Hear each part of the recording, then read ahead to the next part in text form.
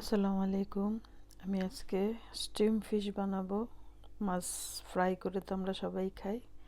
তো এখানে আমি দুটো, এখানে ডোরাটে বলে আর কি, ডোরাটে নিয়েছি। তো এখানে নিয়েছি টক দই, তারপরে এখানে কাঁচামরিচ কুচি করে নিয়েছি, এখানে রসুন আর পেঁয়াজ, এখানে আছে ধনেপাতা, গাজর আর পেঁয়াজ কলি। এগুলোকে আমি এই মাছের ভিতরে মাখিয়ে এখানে ভিতরে ঢুকাবো।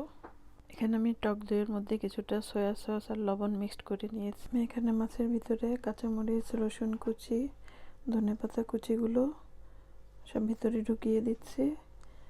আর এই পেটের মধ্যে আমি পেঁয়াজ, কাঁচামরিচ, গাজর সব কলিগুলো ঢুকিয়ে দিয়েছি। আমি আধা ঘন্টার জন্য এভাবে রেখে দিব, পরে সিদ্ধ করব। এইখানে 2 মগ পানি দিয়েছি। এখন এর মধ্যে আমি মাছটা দিয়ে দিব।